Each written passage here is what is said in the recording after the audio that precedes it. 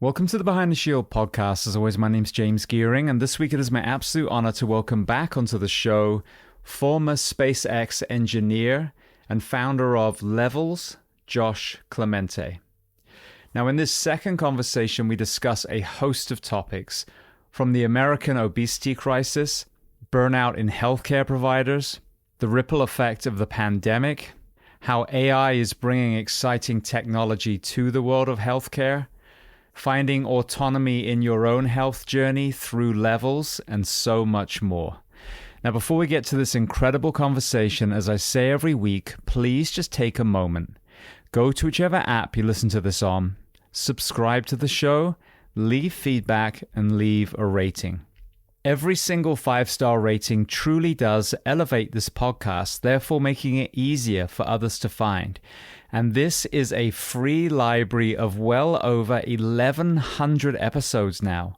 So all I ask in return is that you help share these incredible men and women's stories so I can get them to every single person on planet Earth who needs to hear them. So with that being said, I welcome back onto the show Josh Clemente. Enjoy.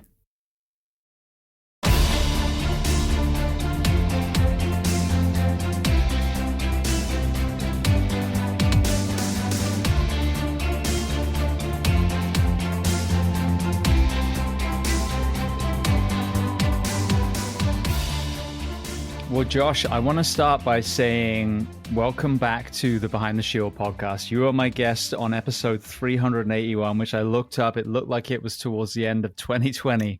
So very different time when we were sitting down last time, I'm sure. So firstly, I just want to welcome you back onto the show. Well, thanks a ton, James. It's really awesome to be back on and looking forward to the conversation.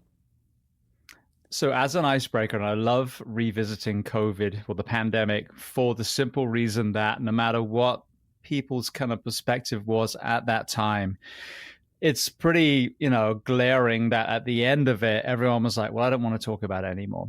And I think that's such a tragedy because there were so many lessons that we needed to learn from it. So firstly, just through your personal perspective, talk to me about, going through that and then emerging on the other side. There's some sort of like social amnesia that seems to have kicked in where it's almost hard for me to remember that time period, to be honest. And it became, well, it was obviously tremendously difficult. The things that changed in my life, I moved cross country just prior to the COVID pandemic, and had just started Levels in 2019, late 2019, and so we were only a few months into this giant initiative, and so the first, I guess 3-4, depending on how long you think the pandemic went, the first few years of this was in the context of COVID, and it changed everything about business dynamics, the shift to remote work, which, I don't naturally fit, I think, psychologically into a remote environment. It can be, I'll just say, I remember a huge sense of loneliness and kind of this sense that each day, despite feeling like I was working while my laptop was open, I would close it and I would look around and it would kind of be like I was just in virtual reality. And that's what life felt like. It felt like we were all in a virtual reality trying to emulate life, but actually it wasn't really happening. And I think that's why the time dilation happened. And it's hard to remember those years because everything was so the same. We were all, hiding away, or a lot of people were, and very difficult to have a life, especially in the Philadelphia area, which was quite aggressive about the protocols. I got married during that time period, which, in retrospect, we were able to get a wedding in between these two spikes where we were allowed to have a pretty normal gathering without, there weren't really limitations on the number of guests. And so we got very lucky in the timing, but I just think about that there were many people who didn't join because they didn't want to be a part of that gathering because they were concerned. And so there's just a lot of loss and a lot of things that, although I'm very happy that I got to experience those things, certainly life was different in ways that I don't even think I can quantify. How do you quantify what was different about life when you can only live the experience that you had? And a lot of time away from family, unfortunately, because we were all spread out and traveling was difficult. And I think that was probably the worst part of all. Well, I've said this, even right in the middle of it. The biggest tragedy to me is if you really wrote down on a piece of paper, how could you make people more likely to get COVID or have a bad experience? It's exactly what happened. Okay, so I want you to stay in your house. I don't want you to see any of your friends and family. Don't exercise. Get fast food delivered to your house and binge watch Tiger King. It's pretty much, if you want to make people vulnerable, it's what we did. So it's important that we then reflect and go, what was done well, what was done poorly. The demonizing, flat demonizing of the vaccine, also poorly, because I've had people in ICUs that said, yeah, the vaccinated patients had a much better outcome usually. Now, these are people with pre-existing conditions, so that's a whole conversation in itself. But, it was this kind of World War One trench mentality rather than stand in the middle and then what can we take away? Mm-hmm. So through your eyes, what are the takeaways that we should be reflecting on now as we stand here in 2025? I love your perspective there, being nuanced about it, because there's a lot of nuance. I think the difficult thing for me was that, and this is actually a problem that I have with the healthcare system, generally speaking, is that we use a public health lens to make specific individual recommendations. What I mean by that is that we look at the whole population and we do a bunch of statistics and math on it. And we say, given the highest probability of transmission, which often, in this case, very often, was in people who had pre-existing conditions and comorbidities, given their likelihood of a high-risk infection, we need to address everyone as though they are that person. And we need to enforce protocols as though everyone is that person. And it's this lowest common denominator thinking. And I don't mean that to say that the people who have pre-existing conditions don't matter. It's that we were compromising by telling everyone to act as though they had pre-existing conditions. We were compromising everyone who was not in that situation, because we were effectively putting people on bed rest. If you look at the studies on there are some fascinating studies. There was one, I think it was in Sweden, and they took a rowing team, young collegiate athletes who were at their peak, and put them on forced bed rest for, I think it was only 1 to 2 weeks. And they followed the subset of that group who were on bed rest versus those that kept their normal routines, had for the rest of their lives diminished health. And so they had a higher predisposition for long-term health disorders, including diabetes, heart disease, et cetera. And this has been seen for women who are pregnant, who have to go on bed rest, who have high-risk pregnancy. We see the same thing. Long-term, their health outcomes are completely affected. And the point there is we were essentially doing something like that to very healthy people, which caused a reduction in your immune response. It caused the reduction in emotional health and social health. And we were doing that as though, because we took a public health lens and we tried to cram everyone into a single box and say, how should the highest risk person respond? And I think that is a huge failure. And when I extrapolate that out to how we treat healthcare generally, we use public health methodology, lowest common denominator methodology all the time. And we give one size fits all recommendations that do not help the individual decide what I should do given my own personal health state today, who I actually am, not who the average general person out there is. And we've got to get much more nuanced about these things. And that's kind of what I care most about. There was plenty of research, plenty of evidence at the time when COVID was roaring that people with metabolic conditions and the elderly were the ones who were most at risk. And the mandate for everyone else should have been improve your metabolic health, improve your immune response, improve your strength, add muscle, be resilient. That's what you should be doing right now, not hiding in your room in the dark, eating fast food. Absolutely. I think that was what was a huge disservice when we reflect back now, is that there were so many of us that would have been more than happy to go out there and keep the world moving and allow the ones that are vulnerable to shelter in place, and even our children. We realized it was actually not really detrimental to our children unless, again, there's something pre-existing that's going to affect the immune system. And absolutely, let's keep them, somewhere safe as well. But, let the kids go back to school. Let the people who, are keeping the country running, keep the country running. Yeah. But instead, we saw these vaccine mandates and terminations and, of fit first responders. So, it was such a disservice. And I think one of the the things I've talked about this. There was a really horrendous incident in my son's middle school. My son was the victim of it, and it just destroyed trust in, because it was multiple kids it was exposed to, in these children saying, I'm struggling. They just didn't even want to put their hand up anymore because of what was happening. It was just basically a 72-hour psych hold of any of these kids that were saying, hey, I need some help. Not I'm going to shoot up the school, and not I'm going to take my own life, just I'm struggling. And I feel the same as we come out of COVID. And I think it was kind of the response to the murder of the United Healthcare CEO really showed that underlying feeling of distrust. And I feel that the kind of cracks are showing now. So I think, what you're talking about really is so pertinent, especially when you think 70% of the country is obese or overweight, over 40% is obese.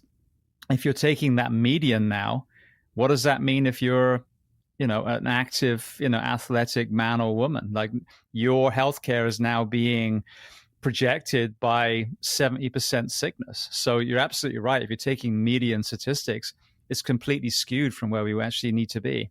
Absolutely. Yeah, we don't have, I think one of the most unfortunate aspects of modern healthcare is that we do not have any aspirational or optimistic view. It's all about preservation of a ticking heart in the face of inevitable disease. It's really like, let's wait and watch and look for symptoms, and eventually you'll get them, and then we'll eventually put you on some sort of last line defense. And what we should have done in the pandemic is a microcosm of what we have to do in regular life, which is to say, here's where you are, here is what optimal looks like, and here is how you get to optimal. And that is not going to be an injection. It's not going to be a pill. In most cases, it's going to be a lot of small behaviors that compound over long time periods that everyone is held accountable to at the individual level, because your doctor can't keep you safe. You are the one, each of us individually should feel like we are responsible for maintaining our health. I controversially say doctors should not be treating chronic illness. Right now, 93% of American adults have at least one symptom of metabolic disorder. Now, that doesn't mean that they have some sort of disease just yet, but they are clearly trending in that direction. And that burden on the healthcare system is destroying the system. It cannot sustain it. And so doctors need to stop. They need to reflect back to individuals. Here is where you are. These are the actions you're taking each day that affect your health status. And here's how you can improve them. Here are the tools that you need. And we need an industry to step up and provide those tools. But at the end of the day, it's the individual's responsibility to know their health state, to know the factors involved, and to take action. And I think we just completely abstract that away for some reason. We don't want people to feel a sense of responsibility, or I'm not exactly sure all the incentives. There's a bunch, but at the end of the day, it's very rare for people to feel like they are actually in control and empowered over their health. It seems like chronic disease just happens to you. There's nothing you can do about it. And when that does, get your doctor to give you the right prescriptions. And COVID was unfortunately an accelerated microcosm of that exact dynamic. What impact do you think the prescription drug television commercials has on this? Because we're one of only 2 countries in the world, us and New Zealand, that even allow advertising for pharmaceuticals on television. That is such a deep question, and one that I would absolutely love to have a control to look at, because my instinct, so I've gone through phases in terms of how I think about advertising. There was a time in my life when I thought advertising doesn't work. I actually, in fact, I tune out any sort of advertisement. When I see billboards, it just makes me mad. I don't have any desire to go purchase that thing. It's just like, it's out there. It's garish. It's ugly. It's annoying. I want to fast forward through them. How can this possibly be actually converting people into customers? As I've gotten deeper into business, and I've started to better understand the pervasive, repetitive messaging and the effect that it has on people's behavior, it is obvious that we are all a product in and of itself of the advertising system. What we buy, how we run our lives, it is a downstream consequence of what we're told matters, and what our friends purchase, and what we see. And whether it's you or somebody in your circle who is prone to advertising, it eventually makes it into your home, bottom line. And there's no possible way that pharmaceutical advertising is not mass affecting the psychology of healthcare. when you are watching TV, even if it's in the background subconsciously, when you're hearing that, chronic illness, symptom X, Y, or Z is addressed by this pill, it starts to reinforce in your mind that disease happens to people and pills are the solution. And I think if nothing else, that is a cycle that we need to break, because it's fundamentally not true. Almost all, and I'm specifically talking about chronic illness over and over again, because again, the vast majority of the population, 9 of the 10 leading causes of death in the United States are directly chronic illnesses or are accelerated or caused by chronic illnesses. And that's stroke, it's heart disease, it's Alzheimer's disease, and dementia, it's diabetes. These are the things that are killing people every year. Infections like, chronic pulmonary diseases of the lungs, all of these are accelerated by chronic illness. So the things that are killing people, right, and the things that are causing 9 out of every $10 of spend in the healthcare system are these chronic illnesses. And so the vast majority of products being developed and that are being advertised to us are addressing these. And it's creating this imprint in our minds as a society that's the dynamic. You get it, you take a pill. And I think that's broken. And if for no other reason, we should at least run the experiment. What happens if we turn off the advertising? What happens if we just do like every other country except for New Zealand and just run it for 5 years? Do people start to feel, do we replace those with an empowerment message where exercise and nutrition and sleep and stress management and emotional relationships, if we talk about those things in that same slot on primetime news, does it start to shift and move the needle? I don't know. I think it's worthwhile. Absolutely. We can change the news while we're at it too. Speaking of repetitive programming. No doubt. No doubt. All right. Well, then let's just kind of circle around for a second again. I think it's worth revisiting. Talk to me about the industry that you came from, what made you make the jump, and where the AI and the kind of original platform that you developed back in 2019, and then we'll start walking through to where you are today.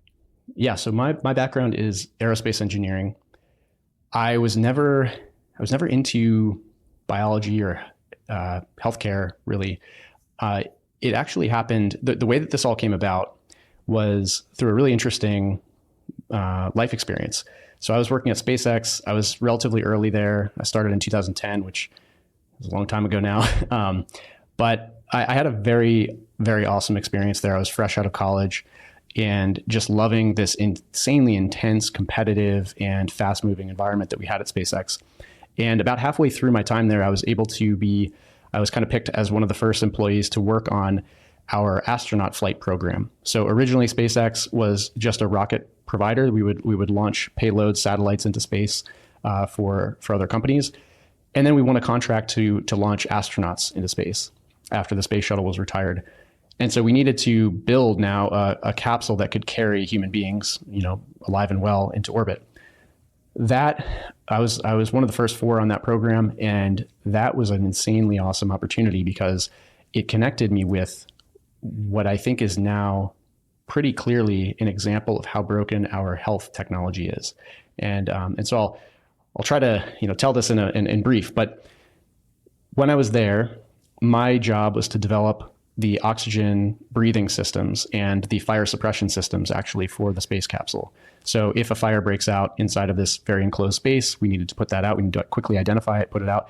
And we also needed to maintain inside of this small volume, it's about the size of a small car, a livable, breathable, safe, non-toxic atmosphere. So people could be breathing it, right? And so all the systems associated with that were on my plate. And I found myself wondering, how do I know if we have 7 different people in this spacecraft and they're all, let's say you have a 95th percentile male and a 5th percentile, I'm exaggerating here, let's say 50th percentile female in terms of body size in this capsule, they have totally different metabolic requirements. They're breathing at different rates. They have different body mass. They have different, circulatory systems. How do I know that all of these people are healthy? Like what sort of data can we acquire from these people that we could measure, and then know as the people operating the spacecraft that they're all healthy? And I got met with blank stares when I would ask this question. I was totally naive. I didn't know. I thought there surely was some advanced technology where you could put a little patch on and it would be continuously monitoring, health for a human being. It turns out that does not exist. And I didn't, this is, again, I was learning this in real time. I thought that was interesting because as the engineer developing these systems, I had sensors on top of sensors on every single functional component of the system I was designing. I had hundreds of data channels that all combined to tell me, is my system functional? Is that system feeding into another system that's functional? And is the spacecraft overall performing in a healthy way? And that's just the water you live in as a systems engineer. You are measuring all the time the health state of whatever machine you're building. And so when I found out that not only did I have to keep these astronauts healthy without having any way of measuring what that even means, but that the industry outside of this incredibly advanced astronaut program was clearly suffering from the same problem. We did not have the ability to measure human health. That was a mind-blowing realization. And so that was part one. And then part two was 5-6 years into 5-6 years into SpaceX. I was just totally burning out. I was physically fit. I've always been fairly fit. I was a CrossFit trainer at the time. So, working my job, and then I'd go teach CrossFit classes and, work really hard in the gym. And I kind of thought physical fitness was equivalent to health in most cases. And I started to get surprised by how terrible I felt every day. I would have these episodes of just like shakiness and cold sweat and like a pit in my stomach and just extreme fatigue. And it got bad enough that I actually called my mom and was like, I think, you're the first person I'm telling this, but I think I have a chronic illness, like a terminal illness potentially. Like there's something so bad happening that I don't even know how to describe it. It feels like a systemic shutdown. And she said, you need to get to a doctor and work with them to find out. I went to the doctor. The doctor ran a blood panel. He said, you're young, you're healthy, you're fit. Get out of my office. You're totally fine. That was unsatisfactory. And so I realized these two pieces of the puzzle came together, where I suddenly had this moment of what I'm experiencing at work, where I can't measure human health, is actually affecting me. I don't know my own health state. This is like such a huge problem. I'm trying to figure out, am I dying of a disease? And I can't even answer that question confidently, other than getting sort of shooed out of a doctor's office. And to accelerate the story, I started reading just voraciously about health technology and trying to figure out, was anyone working on this problem? And I stumbled across a device called a continuous glucose monitor, which is mentioned in a book by Rob Wolf, who's kind of a paleo CrossFit guy. And this technology felt like an incredible breakthrough. It's a little device you can wear on your body that is continuously measuring blood sugar, which is one of the major energy molecules in the human body, and is so closely associated with health state. And I thought, okay, amazing. And it streams those data directly to your phone. And I thought, all right, amazing. This is the step towards the technology I was thinking we had already. And so I tried to get one. My doctor returned me down. And long story short, that kicked off a personal sort of crusade to say, I deserve access to this technology. When I did get it, it was life-changing. And now with Levels, I left SpaceX and decided I'm going to make the technology to help us understand our health available and actionable for as many people as possible. It's so funny that you had that kind of observation, because the people listening, most people in police, fire, EMS, corrections, dispatch, etc., there's so much money poured into the technology around us and so little investment in the human being. But without the human being, a fire engine isn't going to move. 911 call is not going to be answered, but it's that complete disconnect. So, people think that we work in the same realm as, the tier one special operators and, these elite performers on the planet, because we really are asked at the drop of a hat in our worst calls to perform at an incredibly high level, mentally, physically, emotionally. But when I speak to, for example, the Delta and the SEAL Team 6 guys, they have the psychologists and the physiologists and all the people. They have this amazing group around to forge performance. When it comes to first responders, the conversation, as you, I'm sure, have come across now, is really, well, we keep dying. Can you get us to die a little bit less? It's not even close to performance. It should be. There's this massive gap, and I hope we're beginning to kind of lead the charge in fixing the work week, which will then put the performance conversation front and center. But people have this assumption that, yeah, we're all taken care of, and we're all in this great shape, and we have all these kind of health buffers around us. But we don't. We have expensive fire engines and equipment, and the work week destroys the person inside the uniform. I think that, that this is probably the most acute example is in the first responder community. where, like you said, the machines and the technology are where we invest all of our resources. And we treat the humans as kind of a fungible, necessary but fungible, kind of almost disposable. And that actually applies, but I would say that putting the machinery on the pedestal applies across every industry. One of my mantras right now is that we as humans need to be at least as measured as our machines. And that's like, I don't think it's an unreasonable ask. And I'll give you a couple examples that I know of. Whenever we engineer a complicated machine, we build in, just like we did at SpaceX, we build in the capability to measure that machine completely in its healthy state. And that's key. We don't bring the sensors to a broken machine and then try to figure out what's broken about it. We build them into the DNA of that machine. As an example, a modern car produces about 25 gigabytes per hour of sensor data. That is 4 times more total data than a human being will get from the healthcare system in their entire life. So every hour, your Toyota Camry is producing more data than you will get, 4 times more data than you get in your entire life. And that's not to say, like, I want to be clear, it's not to say that every measurement coming off the Toyota's sensor system is some sort of incredible insight or breakthrough. It's actually the exact opposite. The vast majority of that data is totally mundane. It's not saying anything is bad. It's just reporting out that everything is healthy. But as soon as there's a blip, as soon as something changes, your check engine light comes on or your tire pressure gauge comes on. You can intervene before you have a blowout on the highway with your daughter in the back seat and your car rolls, right? We have these intervention mechanisms to avoid catastrophic failure. And it would be absolutely untenable to take those sensor systems out of our cars. The same goes for our jet engines, right? When you're flying, airline travel is by far the safest method of transportation. It's safer than walking. So like walking on a city street is more dangerous than flying in an airplane, which is hard to believe, but it absolutely is the case. You can look at the statistics. And part of the reason for that is that we take safety as an incredibly high priority. Failure is not an option of a jet aircraft with 250 people flying across the Atlantic Ocean. And those machines are measured with tens of thousands of sensors continuously, again, to measure health state so that we know when something goes wrong.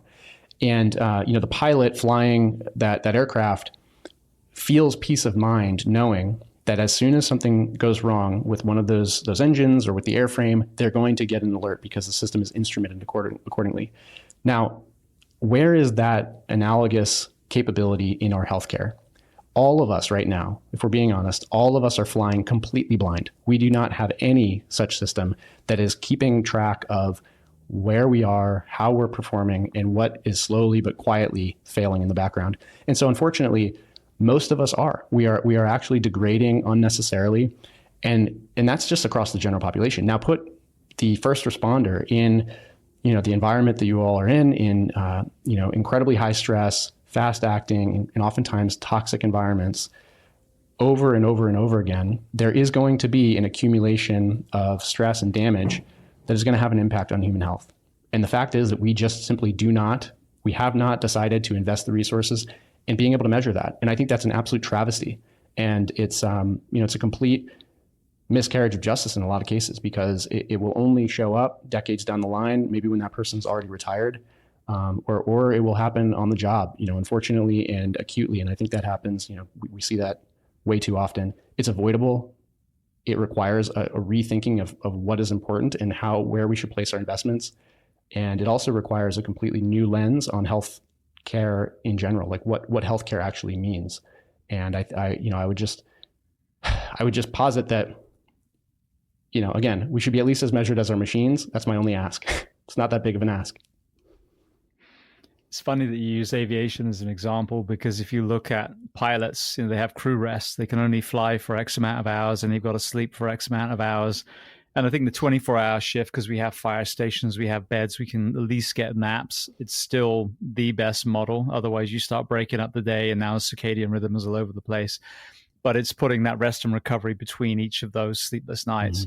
Mm-hmm. And, where, like you said, there's so much emphasis on safety in aviation, and they do have these stringent operating, procedures in fire. I mean, 24 is the minimum that you will work, but, we are seeing staffing shortage because of mismanagement, because of refusing to change.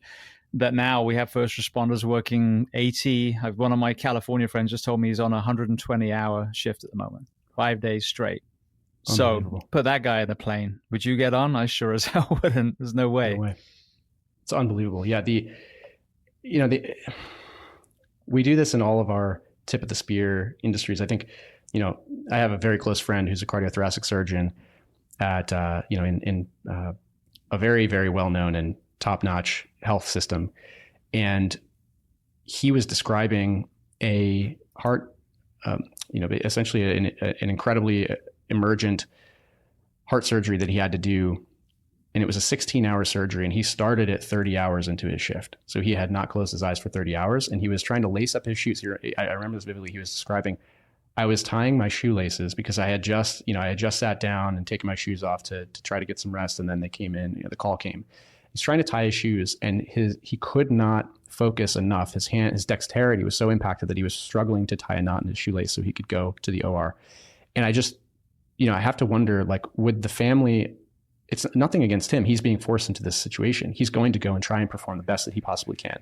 But would the family have the confidence, knowing that was the case, that his dexterity was so impacted? And, it's like the actual skill and capability that our best bring to the table is completely diminished, probably lower than the average when we run dry. And we just know this about performance. We know the impacts of sleep, and both in the acute and chronically. And, I think what's even worse is that when you do this long term, when you make this the standard expectation, you start to experience systemic failure. Like, it's not just that in the moment you're struggling to focus, or that you're like a little sluggish. It's that over time the systems break down. And the number 1 and 2, I believe the number 1 and 2 causes of death for firefighters right now are heart attack and occupational cancers. And the correlations between sleep, inflammation, and chronic stress and heart disease are so well understood. It's almost like it's not even worth rehashing. Like, everybody knows that these are so closely linked. In fact, they're so closely linked that this is a really interesting anecdote. Every year when daylight savings happens and we lose an hour of sleep, the number of heart attacks and strokes goes up by 26%. On that day, or perhaps it's over that week. But the loss of that sleep, just 1 hour in the general population, is so dramatic that we know, like clockwork, that we are going to lose an extra 25% of people to heart attacks. They may have been lingering. They already had heart disease, but it puts them over the edge. And when we're doing this in literally the occupation for our first responders, we are forcing some number to have an unnecessary heart attack death, and that is unacceptable. Why are we doing this? There are so many incidents where we've lost firefighters, to a multitude of things, from, falling off the ladder to getting lost in a search. And, we always chalk that down to the job, and no one thinks, well, when did they last sleep? We just had a fire truck, for some reason, make a decision. The barriers were down on a train line. They were on the way to a call. And so they drove around the barriers and got nailed by a train. I don't think that would have been the decision that person would have normally made. I guarantee you sleep deprivation was included in that. And it's funny because when you were talking about the medical side, I've talked about this a few times on here. The guy that really kind of began the insane surgical residency, we're doing these crazy hours, William Halstead, it was discovered, this was in the 1800s, that he was a cocaine and heroin addict. Yep. So even like the why do we do this? You look far enough back, there's no reason. But I was on the paramedic clinical once in the OB ward, and this clearly very, very, veteran obstetrician was delivering this baby, and I was in the corner. It was kind of like I just had to observe. That was it. He clamped both sides of the cord, and then he cut the other side of the clamp, the side of the patient, and like a Monty Python sketch, blood just started spurting everywhere. And this man must have clamped and cut thousands of umbilical cords. But I'm sure, because I think it was like early in the morning, he'd probably been on call or been up all night. That was obviously salvageable. You get another clamp, and she didn't lose too much blood, and we were good. But if that was an aorta during a cardiac surgery, that patient probably would have died. So this is why, just to underline what you're talking about, it is so, so important. And then you look at the chronic effect of sleep deprivation. The biggest killer of firefighters and cops is actually suicide at the moment. Mm. So there's a direct correlation between sleep deprivation and all things mental health as well. Mm. So like you're talking about with the check engine light, that's the physiological side, but also that ties into the psychological side too. Absolutely. Yeah, there's a really fascinating and an increasing body of evidence that's looking at the psychological health as it relates to physiological markers. And there are predictive models that can look at a combination of biomarkers and predict the likelihood of a depressive episode for people who are predisposed. And it's pretty clear that is going to be a future area of study that is going to become forefront and primary, right? We're going to start being capable of predictive models on the individual level, not again at the population level. I'm most interested in, for me and for my loved ones, how do we equip them with enough information that there can be that check engine light equivalent for whatever it is that they're most predisposed for or at risk of.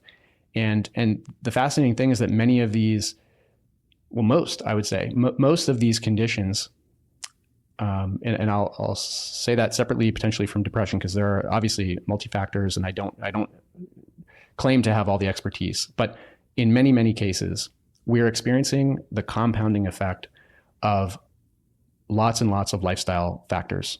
That's what we're experiencing. It's very rare that some single event occurs that triggers in and of itself a disorder that is life-threatening. It's very often, I think, the compounding effect, and that's our sleep, our stress, what we're eating, the sunlight exposure, our activity levels, and of course, genetic predisposition and other factors. And so, I struggle with our current paradigm where we throw people into the fire, literally, and we do so without even the most cursory inspection to help them understand their own health state and to help us understand the predisposition of these people towards, resilience, right? How resilient is that person to what we're asking of them? We just don't do it. And I really, like, my mission with Levels is to change how we treat health data, to put the power into the hands of the individual to access, own, and take action on that information, and then to bring in experts to help validate or provide, additional plans, expertise, validation, et cetera. But I think the most important thing is to change the paradigm. The healthcare system should not own my data or tell me what I can access. It should be me who makes that decision. Very comparable to financial data. If you went to a bank and you asked for some information about your accounts, and some bank employee told you, no, you don't need that. You don't need access to that. You can imagine what would happen next.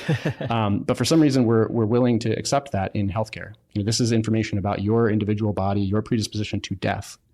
And we allow the system to stand between us and that information. And that's got to entirely disappear before anything can change. Absolutely. Well, you mentioned about the nucleus of Levels being the continuous glucose monitoring, and then the blood work and the app. What has been the evolution of that over the last 5 years? Yeah, it's been quite a journey. Yeah, step one was, I mentioned that I had used the continuous glucose monitor, and I was absolutely blown away by the technology. I thought physical fitness is essentially health, and the way that played out is that I would look at the fittest person in the gym or online, the real pinnacle athlete, and I would look at what they were doing with their lives in terms of what they were eating, how they were training, and I would kind of replicate that to the best of my ability. And what that often meant was, I would eat a lot like they did, but I wasn't training like they did, right? So if you're a Tour de France athlete or you're a bodybuilder, you're putting in 4 to 8 hours of work per day. I was putting in 45 minutes. And yet I was carb loading and glycogen replenishing and using all these terms that I thought I understood, just like that person, eating hundreds of grams of carbohydrates and that sort of thing. And when I put a continuous glucose monitor on, I immediately saw that all of those things were way overclocked for my system. They were the portion sizing, the content, the timing. It was all really, really bad. And what I was experiencing was essentially prediabetes. My blood sugar was really chaotic. I was experiencing a ton of what's called variability, huge spikes and huge crashes, which are inflammatory. They increase your likelihood of cardiovascular disease and diabetes. And straight up, they just affect your quality of life. when your blood sugar is crashing from a really high point, you feel that, or I felt that, as extreme fatigue and really a mood change. And so the CGM immediately, the power of it is that it's continuously measuring, and you can see within minutes, you eat a thing and you can see how that is affecting your blood sugar. And I was able to do trial and error and really like dial in a dietary lifestyle or approach that dramatically improved those symptoms. So levels was all, now again, at the time I had tried to get a CGM from my doctor and he said flat out, no, you're not diabetic. You don't need this thing. So I actually got one from Australia where they were over the counter and used that. So that was how I had to get it. It was like this gray market thing. But, and so the first thing that I wanted to do with levels was break the barrier down to continuous glucose monitors. So in the very first era, it was all about get more people, regardless of their health state, access to this tool and just make that step one. Once that barrier was overcome, step two was, okay, now take that data that people are collecting and help them actually understand it. Because, it turns out when you put a device on someone's arm, oftentimes they've never seen blood sugar data before and they have no idea what to make of it. And it can be really confusing, right? So we built this software ecosystem that through the Levels app that pulls the data off of a CGM, contextualizes it, so puts it directly alongside the lifestyle choices that are affecting blood sugar, like sleep, nutrition, exercise, stress, and helps people interpret that. So we're doing a lot of AI analysis on it and directly explaining the correlations between actions and reactions. We're now entering phase 3 with Levels. And what we're doing with 3 is we're moving past just measurement to measurable health improvement. And so that means that we don't just want people to put a CGM on and measure their, and just see correlations. We want to show them how to take a measurement and improve the most priority biomarkers that are directly affecting their health. And to do that, we've expanded beyond just continuous glucose. We've added comprehensive blood work in addition. So we have hundreds of biomarkers that we measure with these blood panels. We combine that with the lifestyle data and the CGM data that you're collecting through Levels. And then we identify the highest health priorities and we help you actually improve those markers to reduce your long-term risk. One of the least observed markers, unless you're obviously in a certain group that's very aware of this in the first responder professions, is actually testosterone. And again, you look at the impact of that from sleep deprivation, it just destroys it completely. Have you become aware of that with the groups that you've worked with in this third tier? Yeah, it's really fascinating. The number of hormone irregularities is really shocking. There are many, many, many reasons, I think, why our hormones are being assaulted in our modern era. But what we're seeing consistently is, specifically in men, testosterone is down. So the current modern 20-year-old has the testosterone levels of a 60-year-old 20 years ago. That's the trend that we're on. This is an absolute disaster, obviously. And I think there are a lot of factors. As you said, chronic sleep deprivation destroys hormones. It breaks the circadian rhythms during which the body replenishes and synthesizes. There are rhythms to basically every molecule in our body, and they are synced with our sleep and wake cycles. And so when you blow those up, you are breaking the body's programmed hormone synthesis schedule. Another really fascinating thing is there are studies that show if you give a man 75 grams of sugar, this is called an oral glucose tolerance test. You drink this sugary drink, and then you measure blood sugar for the 2 hours after that. So a study showed that during an oral glucose tolerance test, testosterone is also suppressed by about 40 to 50% for the entire duration of that test. So as soon as you drink that sugary beverage, for the next 2 hours, testosterone is cut almost in half. And the duration of the test is not super long, so I don't have like a ton of long-term data on this. But you can imagine if somebody is let's say that they're poorly slept, they're working like you said, 100-hour shift, right? And they're having to get in calories quickly and whenever they can, like around work shifts. Those calories are probably coming in the form of quick processed snacks, granola bars and candy and and energy drinks with a lot of sugar in them to help us feel replenished. So you can imagine you're both poorly slept and you're spiking your blood sugar consistently and creating this testosterone suppression over and over and over again. So if let's say you drink an energy drink, it suppresses your testosterone 40%, and then you drink another one 2 hours later, your testosterone is already suppressed. Now, are we suppressing it again, another 50%?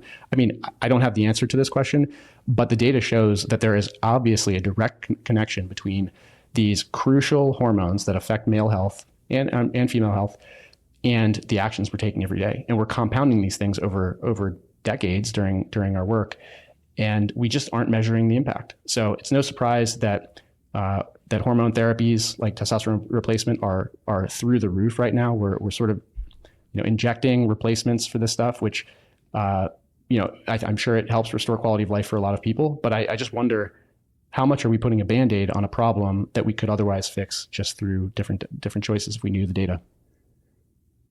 This is the argument, one of the arguments for the 42-hour work week, that I'm just, the dead horse that I'm flogging with with a whip in each hand at the moment, because that's just it. We've got literally, go to any fire station you ask, and this is obviously affecting women as well, but testosterone has more of an impact on men, this particular area. But you ask, late 20s, early 30s, who should be just dripping with testosterone. I mean, they are the protectors of the community. They have to be fit, so they should be arguably pretty athletic. And they're, 200, 250 maybe, and it's insane. And then, like you said, then they go to a men's clinic, and then the predatory actions of those, they're like, well, here's TRT. Now, I'm a big fan.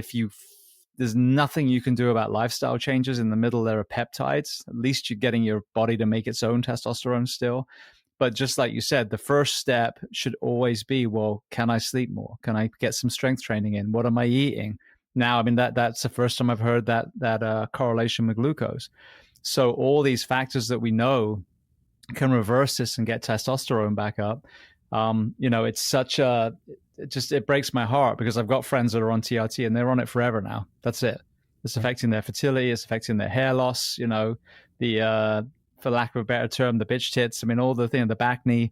These are all real things that come along with TRT. So, when people really start understanding the impact that these shifts are having, and that if they simply went to a healthier work week and got more sleep, and were cognizant of their own sleep at home, of course, I mean, it's ownership too, that they could reverse this and get close to normal again without any pharmaceuticals. I mean, that's the message that we're just not hearing. It's all TRT and optimization, but in the wrong way, and chemical optimization, not lifestyle optimization. Yeah, 100%. And this is one example of so many, right? Across the board, there are important biomarkers that track and directly demonstrate changes in system health. And we have this total, what I believe to be the root cause of the ongoing issue. The reason we don't fix it is because we have a complete scarcity of data. We don't connect our actions to these reactions. And so it's much easier to take a single data point where testosterone comes back at 200 and say, oh, your testosterone's 200, time for TRT. And I would say, well, if we had increased the cadence of measurement so that person was measuring on a quarterly basis, at least for the past 5 years, I think what we would see is a dramatic decline associated with a change in sleep or a change in nutrition or a combination of these factors. That, again, if we go to a data abundance approach to healthcare, we would take more measurements and we would say, okay, let's try X and Y, and then we're going to remeasure in a month, and we're going to try Z and A, and we're going to remeasure a month after that. And you're going to turn the knobs and remove the low-hanging fruit. And then we'll find out quite quickly over the course of a few months. And I know people who have done exactly this. They've had fertility issues correlated with very low testosterone. They went through a series of lifestyle changes with like consistent measurement, and completely restored testosterone to healthy levels, like from sub 200 to mid 600s without TRT. And so now you've restored your body's natural function. And from there, if 600 still isn't doing the trick, great. Now we're adding a smaller dose of TRT that's going to have less of a complication for the body that will get you to wherever you need to be. But I think we do this across every single category, from heart disease markers to blood pressure to hormones. We are measuring minimally. We're taking action on too few data points, and we're not in any way trying to address the root causes, which in most cases are completely in our control. And so that's the whole objective with Levels, is to give people the cadence of measurement that you need and the types of measurement that you need to see across the spectrum how your body's performing, and then to show cause and effect and provide lifestyle first programs to improve those things.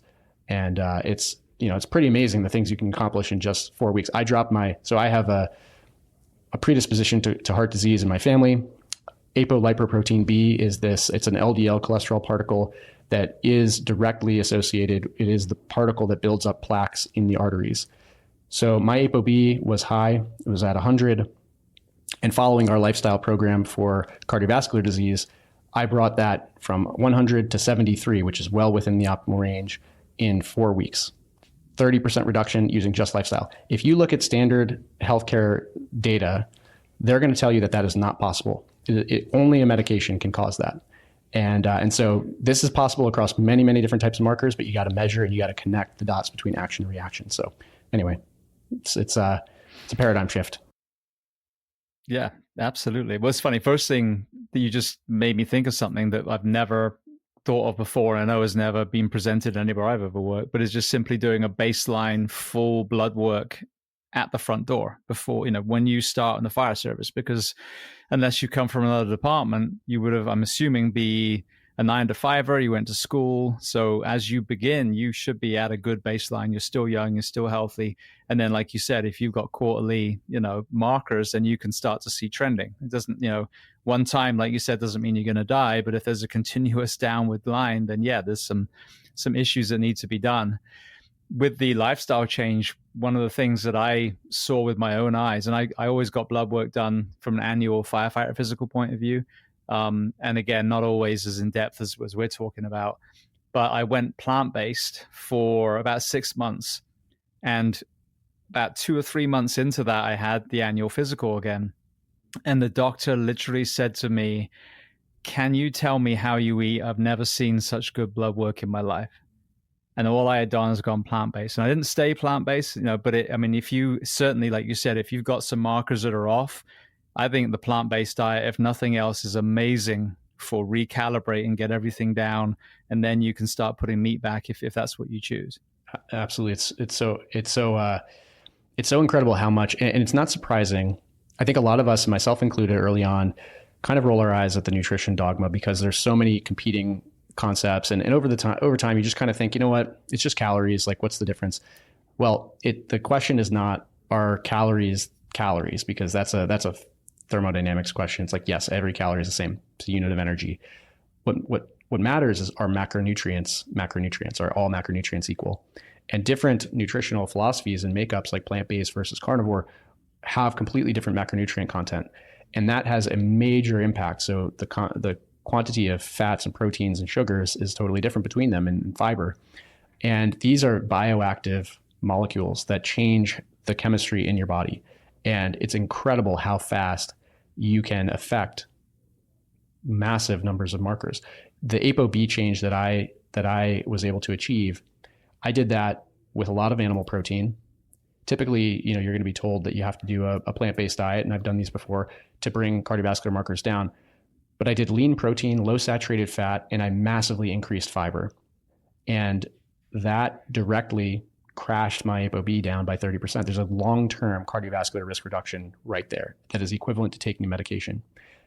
People would be really surprised, and I think really empowered, if they knew, like you did, how in control you are of these sorts of things. And so, once again, like, exactly as you said, what I envision for the future of healthcare, but certainly for high risk jobs, like this should be the basis, is a baselining when you first start, and then a continual tracking so that we know directly when something starts to go awry. And if overall we're seeing an entire workforce where the veterans are sitting at a very low health state and the new people are on a trajectory to the same spot, we know we're doing something wrong, right? And it's like, there's no covering that up. I think the individuals will want this change, and the infrastructure, the organization will want the change. And we will know, how to address that, because we can connect specific lifestyle changes to outcomes in the body. Absolutely. One other byproduct of the plant based was I've never had such clean poos in my life. It was like the ghost wipe, as they call it. So that That's the was fiber. a plus for anyone that's got an upset stomach. Yeah. But yeah, but I mean, I've had this, conversation. I've had, vegans on the show, and you hear these, carnivores, and they're just, dying on their sword. But again, the middle ground is they're both removing the processed foods. Ultimately that's what it is. So, but if you choose to go all carnivore, good for you if that works for your body type. I kind of feel like historically humans have eaten, fruits and vegetables too. So, and then the meat side was probably more of a scavenger than a hunter for a long, long time. But I mean, I think that's why bone broth does well in humans, because we were probably sucking out bone marrow years and years and years ago. So I 100% believe we're omnivores, but you remove that processed crap. And in my case, it was learning I was lactose intolerant after, literally almost 40 years, which is a late adopter.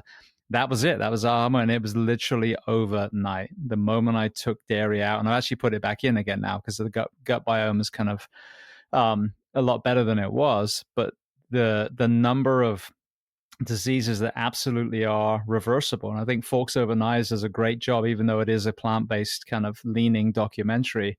There's all these testimonies of kind of patients that the other doctors had just given up on that went with this doctor that put them on the plant-based. And, they were like, that was 20 years ago and here I am. So, I think it's so empowering, like you said, using the word hope, for people to realize just how much they can control their own health, if sadly, in some cases, they ignore what their doctor tells them. It's, I think that the trend has been, and it's interesting, it calls back all the way to the COVID conversation, where, we've seen this massive reduction in trust. And I think that the average response these days, when I talk to people about their quote unquote healthcare strategy, is, oh, I don't go to the doctor. I don't need that in my life. And I think it's because we've all caught on to the fact that there's a pretty clear lack of personalization.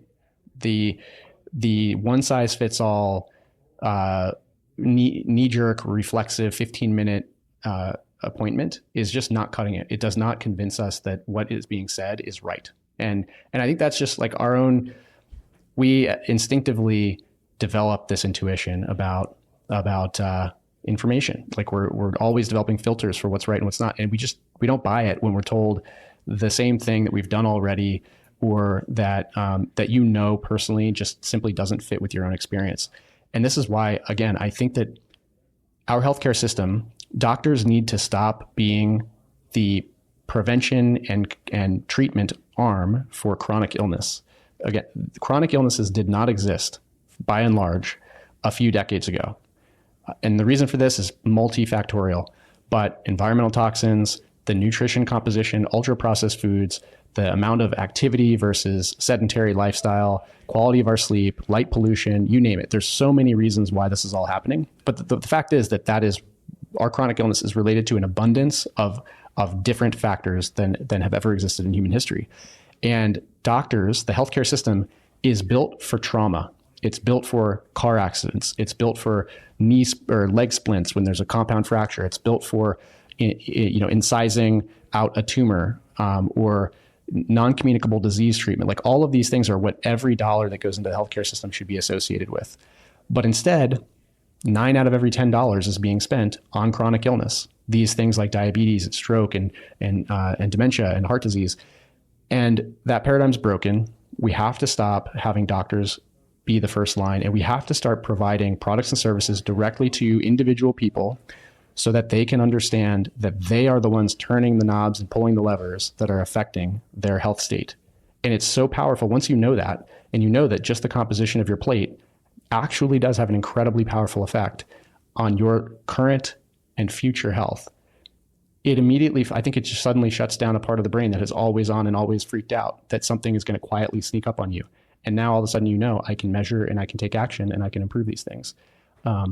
So yeah, I mean, it's really exciting in some way. It's frustrating to look at the system as it exists, and I know you feel this way about the work week and about all of the things that are broken about our first responder industry.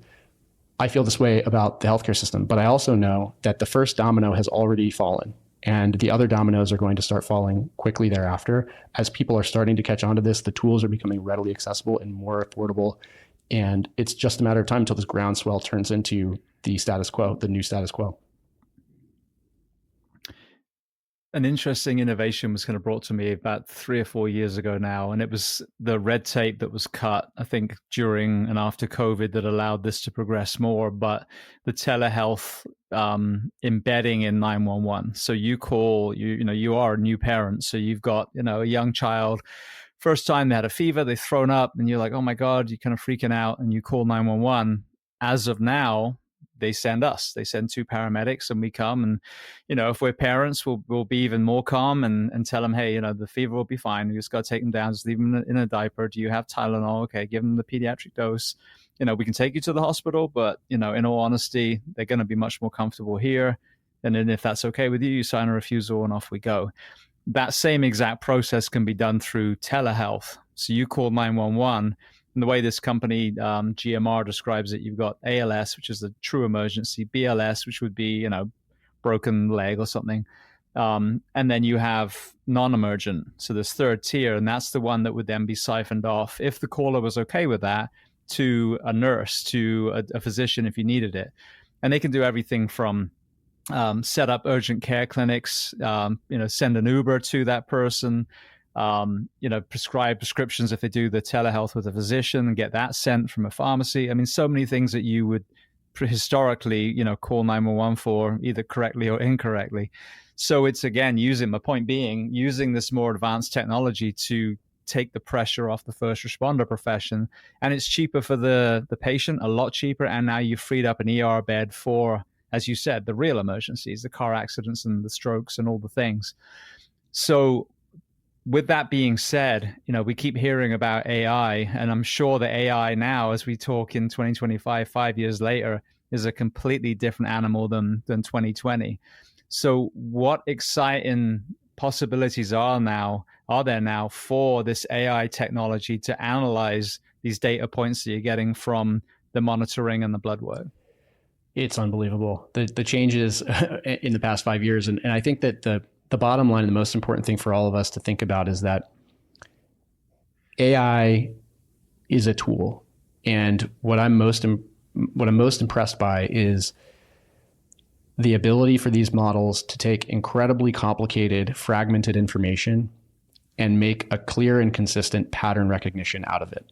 This is something that humans are okay at, but actually we're very prone to biases. So like frequency or recency bias. So the more times you see a certain thing, if you're a doctor, the more likely you are to assume that a similar circumstance is that same thing. The more recently that you've seen a certain case, and this has all been studied, the more likely a doctor is to diagnose a new case as that thing they saw most recently. So we're prone to these things. AI, when properly trained with the right data sets, is not prone to those things. It has other issues, but the models that we're going to see emerge in the healthcare world, and that Levels is already working with, are unbelievably powerful at identifying subtle pattern changes that a human would completely miss and surfacing those as priorities to pay attention to.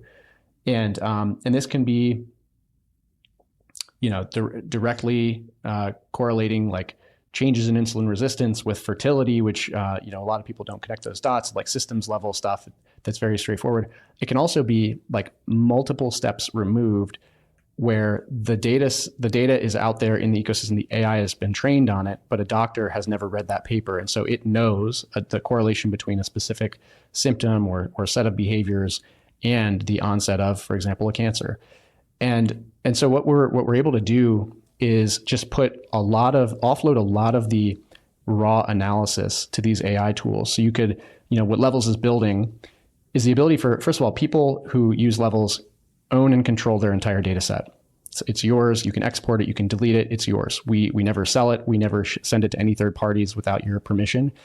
And then we think that that's super critical. Like I've said all through this conversation, people need to have control and empowerment over their data.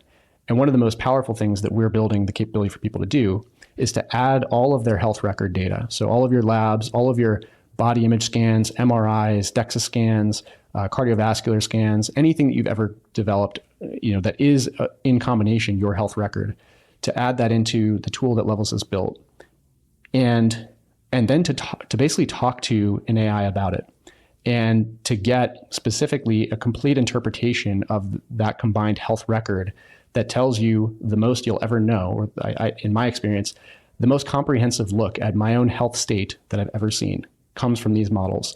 And they're infinitely patient. They can talk to anyone regardless of your education level and explain to you why you may be experiencing the symptoms you are experiencing, why you may be predisposed to X, Y, or Z, and then what to do about it. And so it's not that it's going to replace doctors. It's that it's going to be able to facilitate a much more informed conversation, both for the doctor and for the patient.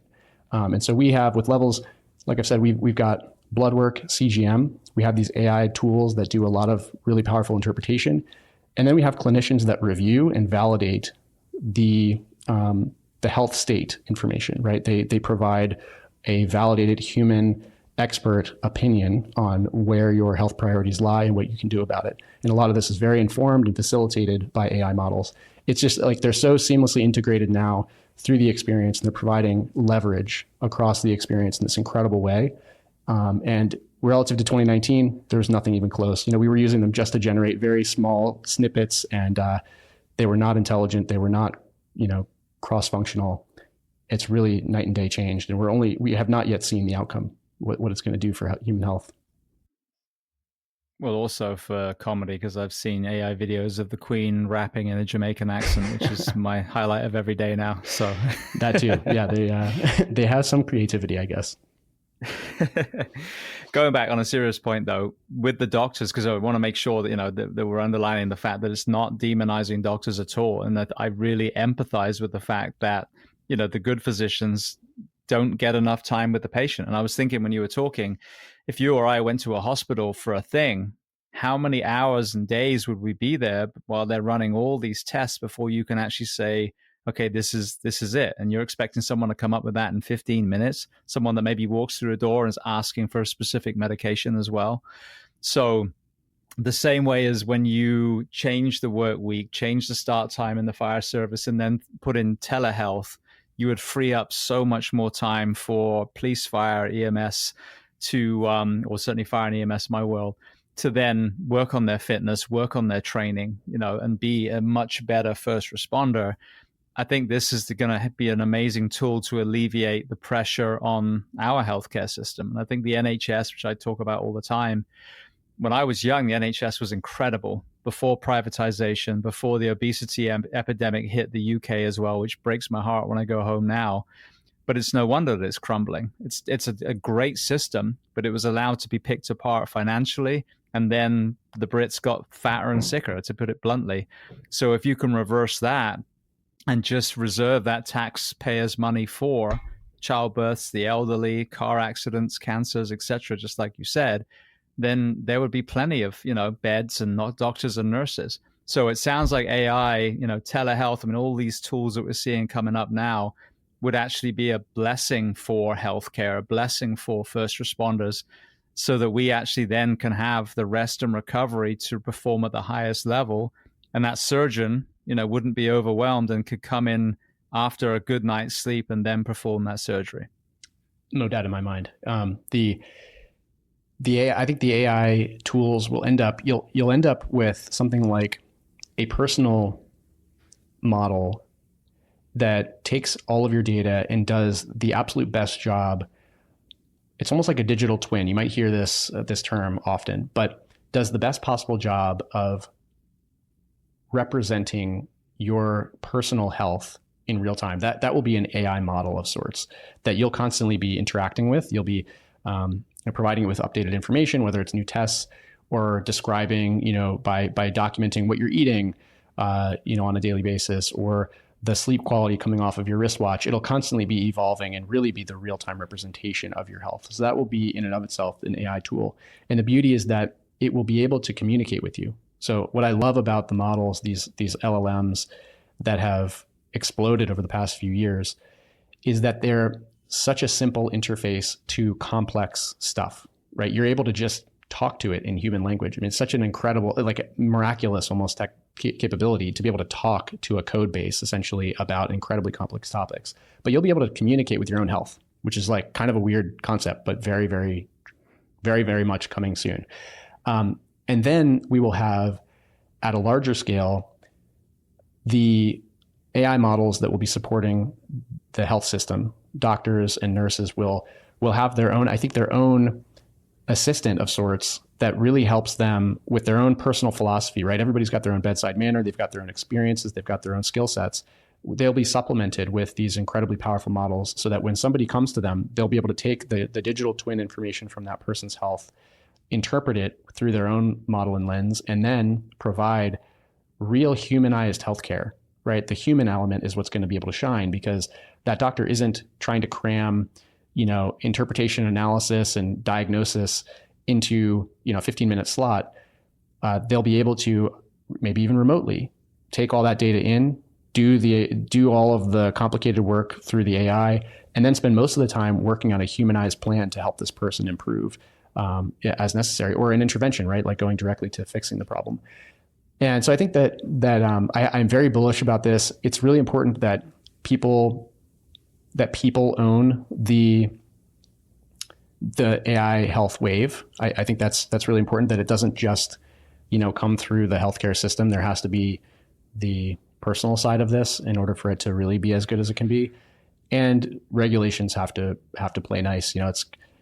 I would really hate to see a bunch of fear mongering and like oppressive state by state regulation. Today, every state has its own healthcare and medical regulation. So a doctor in New York cannot treat a patient in New Jersey who literally may live 1 mile away. And so that's silly. If we end up with something similar and we like fracture the regulatory environment in similar ways, it's for AI or for these healthcare tools, we're just going to like delay the capability for them to improve our health by, who knows, decades. We have the same thing in the fire service where there's not reciprocity in a lot of states. And literally you have fire engines with hose and you have trucks with ladders. And yes, there are some idiosyncrasies depending on where you work in the country. But at its core, 90% of what we do is identical. So that's a conversation now as we look at the recruitment crisis, is how many people need to move state, from family or whatever it is. They just want to get out the cold. Take those barriers down because they're literally pointless. Of course, do an orientation and academy for that department so you learn, the Florida way, the Buffalo way, whatever it is. And then, have a probation to make sure that person is a good employee. But I mean, the fact that we have these barriers up is insane. It really is. Absolutely. Yeah, it's there's a lot of things that have to change, but the pace feels really high right now. Things are changing in the technology world really rapidly. A lot of the technology, frustratingly, has existed for a very long time. Many of the tests and just raw technology to give people better control of their healthcare has been around for decades. And it's really difficult to comprehend the amount of unnecessary loss of life and quality of life that we've suffered just because those tools have been inaccessible or directly gate-kept out of people's hands. Right now I'm really working with my parents to help them get the tests that I know that they need to better understand their cardiovascular health and their metabolic health, because as they get older, it's the risk goes up exponentially. And it's so difficult for them. They're just having to deal with all this coordination and these complicated demands and requirements, and there's faxes and there's emails, and it's just so broken. It's like so bad. The product experience of healthcare is so terrible. And I hope that people start demanding alternatives and whether that's at the political level or at the at the personal, like at the healthcare system level, where you walk in and you just get poor service. I hope that we start finding ways to provide feedback into that system, because it's just it's so depressing. And at the same time, I look on the other side. I look at the technology space and I look at the pace of AI models and at the next generation technologies that are around the corner, and I'm like, there's a space age future of incredible health around the corner. And I don't know how these things are I really can't picture how they're going to merge, because it's like they're so different. But I'm I'm optimistic. I'm staying optimistic. So. We'll go into the actual product then. Talk to me about the different levels that you offer as far as the tools that people get for that subscription. Yeah, so we offer 3 experiences, we call them. Levels Classic is for the person who wants to really have an open exploration of continuous glucose data. So it's really about getting a CGM sensor and using the Levels app to explore how different actions and reactions occur. So, really just self-exploration with a continuous glucose monitor. And, this is prompted by and with feedback from our app, exploring nutrition, various food types, portion sizes, timing, all that stuff, exercise, impact, sleep, and even stress state. So it's a really nice way to get started and to try this incredible tool. The next is Levels Core, which is our most popular package right now. It's twice per year. You get a 28 marker, a very high value 28 marker blood panel, along with a CGM twice per year. And you do these basically periods of analysis or measurement where you're wearing the CGM, you're logging nutrition, exercise, sleep. All of that gets combined with the blood biomarkers. And then you get one of our licensed clinicians in your state reviews and analyzes all of that data and provides recommendations for how to improve specifically the biomarkers that are of highest priority for you. And so by doing that twice per year, you have a really nice cadence to check in and see the improvements as they've happened. And then Levels Complete goes even deeper. It's a 100 marker panel twice per year. It's the same clinician analysis. There's 4 CGMs instead of 2, so people can wear one per quarter. And you're really getting an incredibly deep profile of your health consistently. And these in-app programs combined with Levels coaches. So our coaches are there with you continuously. Some people like lots of interaction with the coaches. Some people like very little. But bottom line, they're there to support your experience. And that's where, through Levels Complete, we get some really incredible results across biomarker improvement because, we've got that extra element of coaching there and the depth of the blood panels. So overall, the packages they're sort of replacing a metabolic health clinic. You pay a lot more and go to one of these concierge clinics, and they would give, probably a comparable suite of services. With Levels, it's very convenient. It's all done e-commerce. You can just order online, interact with us all through the internet, and then you get, in addition, the sort of health record I was describing previously, and all of the AI tools for interpretation and in-app programs are all built into all of the experiences. See, what I like about this, I was just actually on the phone to a company that one of the first departments in Florida went to the 42-hour work week. Their chief, Hugh Bruder, was telling me, and it's like a full body MRI. And apparently they're catching all kinds of things, which is phenomenal. But that's still, things are already starting to go wrong. The engine light is on, as you said. But what I like about, especially if you're able to do it at the front door with this baseline testing, is, these 6 monthly blood draws, and like you said, CGM, and the analysis is that you can constantly keep tweaking it rather than waiting, 15, 20 years, and now there's a mass in your skull or whatever it is. Like, well, I'm glad you caught it, but it would have been great not to have got this in the first place. So, those two hand in hand, I think, would be phenomenal. You get this full kind of, comprehensive internal ongoing tracking, if you like, with blood work, but then you also get okay, let me just do a Xerox of my body and make sure, we're not missing anything. So those two side by side, I think, would be phenomenal. And I know the investment per firefighter versus how much it would cost for, chemotherapy, for some sort of surgery, or, a lifetime of drugs. I mean, it would be, so much more cost effective. Absolutely. Yeah.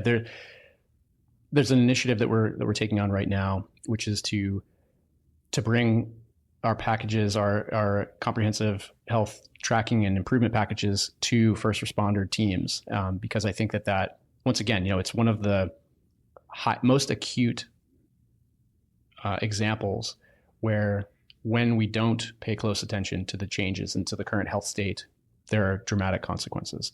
And so we really want to equip teams to be able to baseline all of their members, especially as somebody new shows up, right? Understanding where their starting point is, and then be that constant background health trend, as life plays out, and to identify ways to keep people healthier.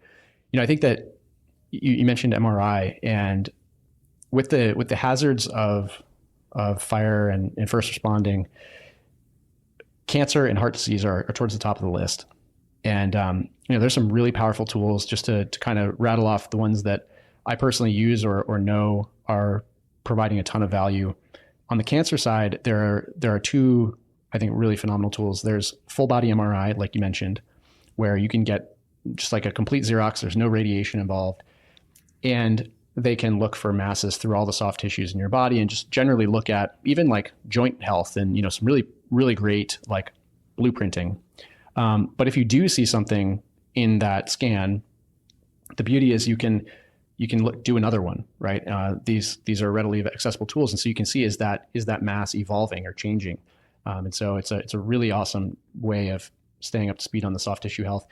And then there's this tool called a liquid biopsy, which is a Grail gallery test, which is a blood test, but it looks for cancer DNA. It looks for fragments of cancer that could be circulating in the bloodstream because tumors shed, right? And it doesn't necessarily tell you where cancer might be developing, but it's a really powerful tool to look once again through a blood test for. I think there's like over 50 types of cancer that are captured with this.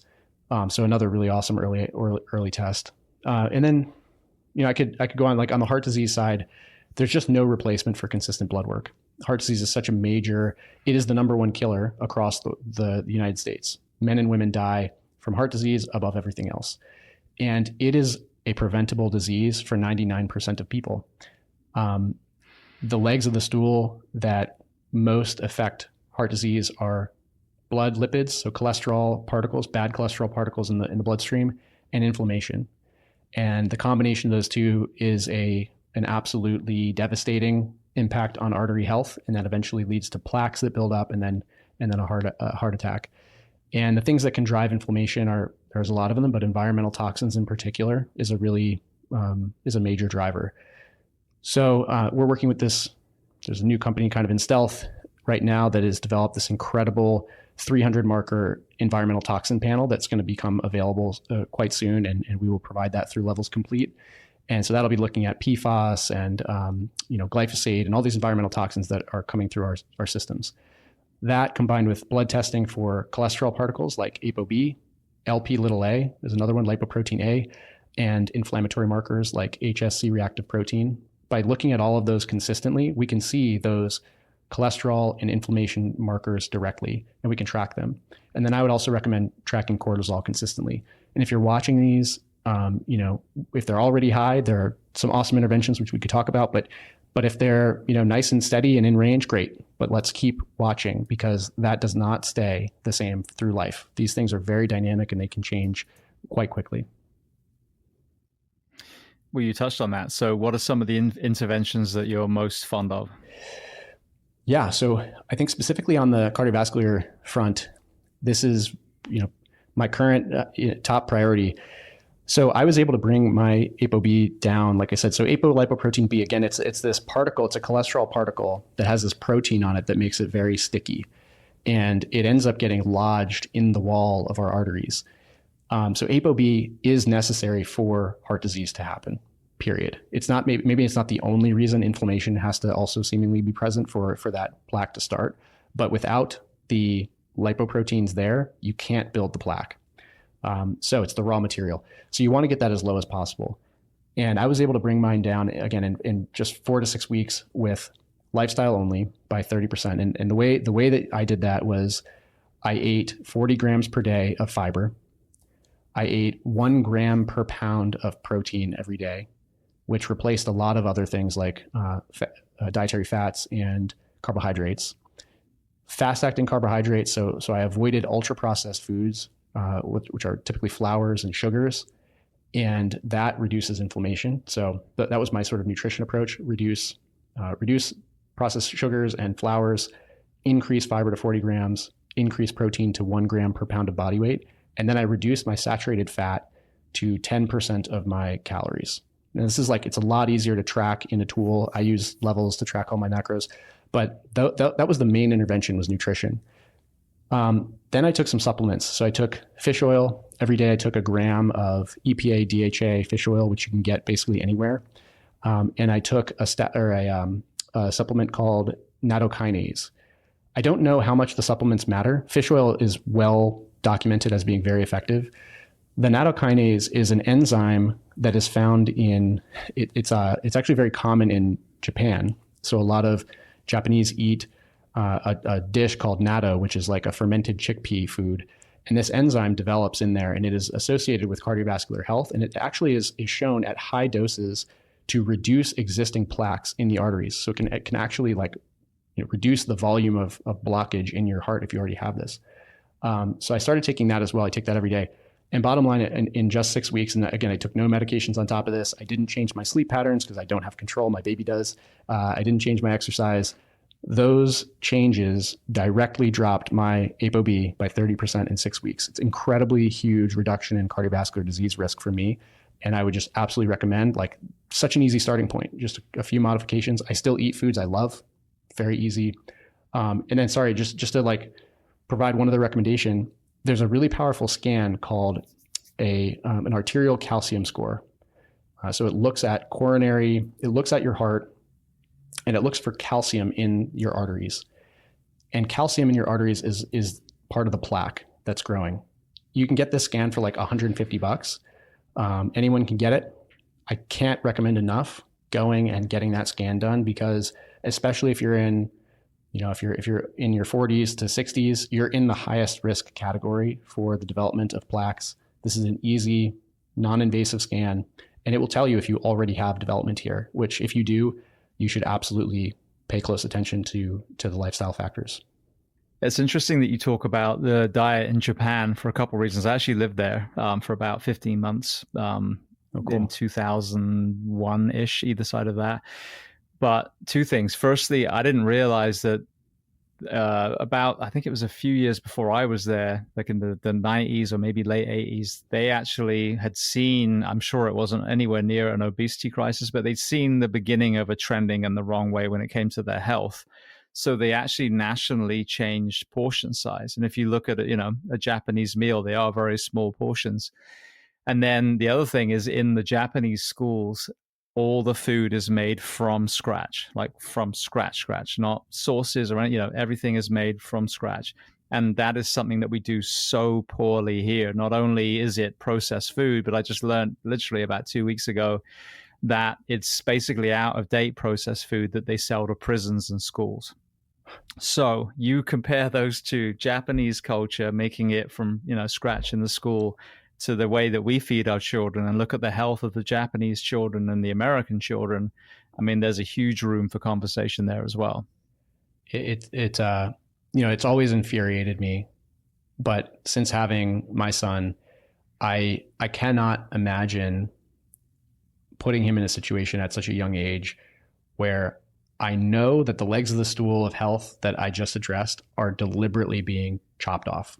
I can't do that to him at a young age. I know that, again, health outcomes are the compounding effect over years and decades of the daily decisions we take. And if we're pushing our children to consume ultra-processed poisons, which is what they are, if you look at the impact, the inflammatory response, the blood sugar response to eating these foods, it's the same as what happens when you consume a toxin. And our bodies don't recognize them and are not able to process them effectively.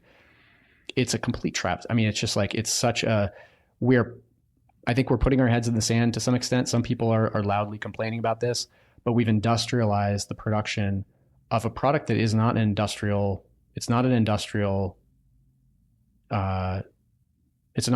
process. Agriculture is intentionally supposed to be a very natural, distributed, local process. Food production should be nearby. It should be in the quantities and from the environment that we live in. And instead, we have centralized plants that are cranking this out like furniture or like car parts and distributing it all over the world.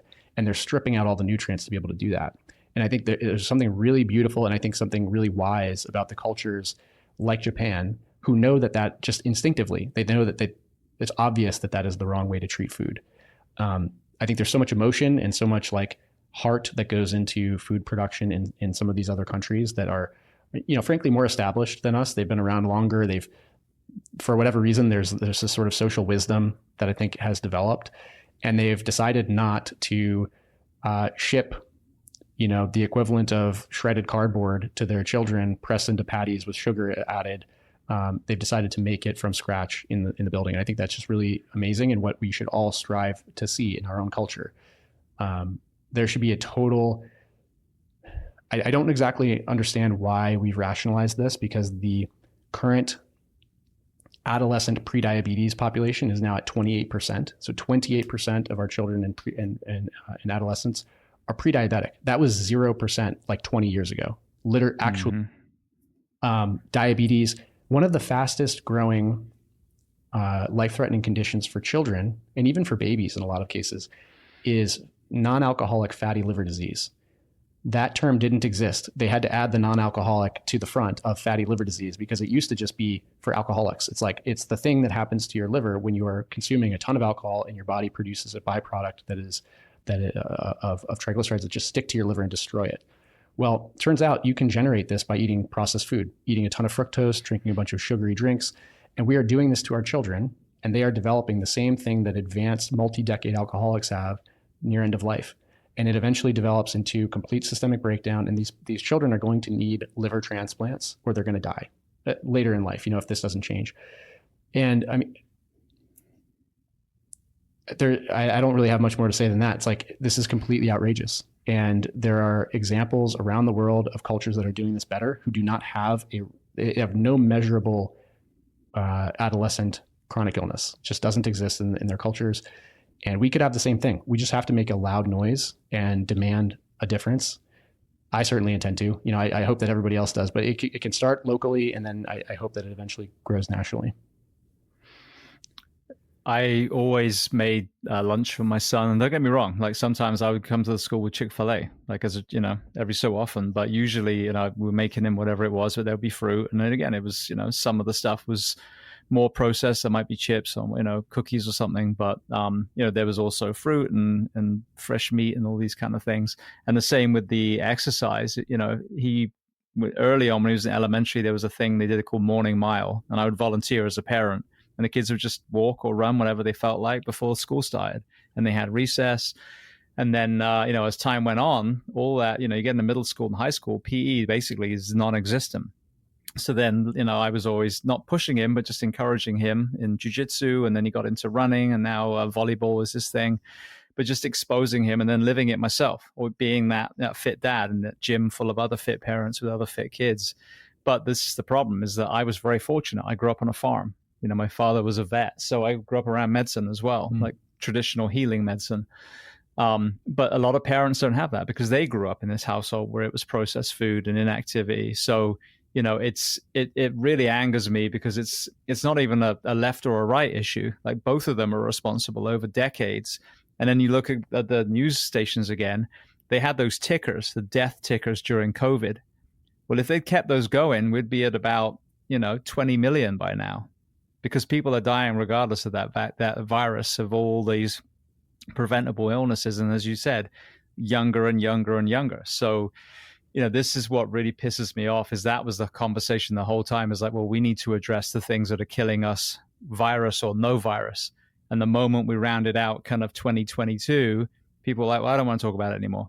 And nothing changed. So circling around to the positive side, this is what's so great about this conversation, is we're educating. The whole point of this podcast, I say, is to get people educated and angry. Exactly. You got to understand why you should be angry. Then you'll become angry. Then you'll force change.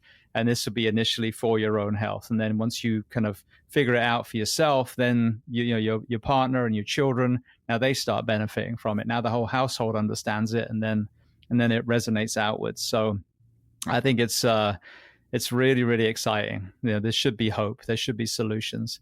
So I'm sure people listening want to know, where to find this. So where are the best places to find Levels? And then are there any other places to reach you on social media as well?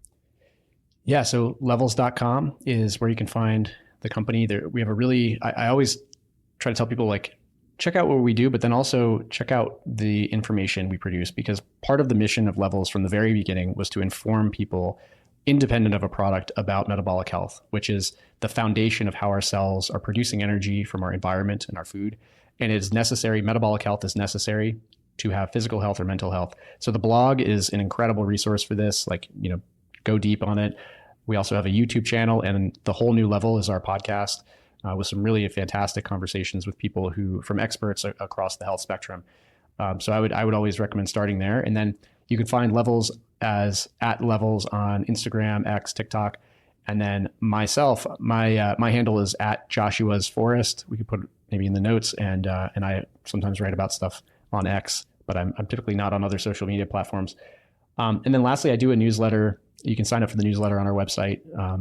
It goes out to our regular mailing list, and just kind of talking about the things that I'm really excited about or thinking a lot about or frustrated by, typically in the world of health and in my own health. So it's a nice way to follow along with what I'm thinking about. Brilliant. Well, I want to thank you so much. It really is exciting. This is the whole point of this. I want to drag these problems out into the spotlight, but then also bring the solutions. Not otherwise, it just becomes a bitching session, for lack of a better word. So I want to thank you, for what you're doing with Levels, and then also for coming back onto the Behind the Shield podcast today. Well, James, I always love these conversations because they're very urgent and specific about in particular population you care so much about, and I think that we need more of exactly this energy, like get angry and then focus that anger on a specific problem until you break it down and then focus on the next one. And it's just so clear that that's what you are doing. And I'm sure your audience appreciates it. And coming from a family of law enforcement, I also appreciate it. So thanks for what you do and for giving me an opportunity.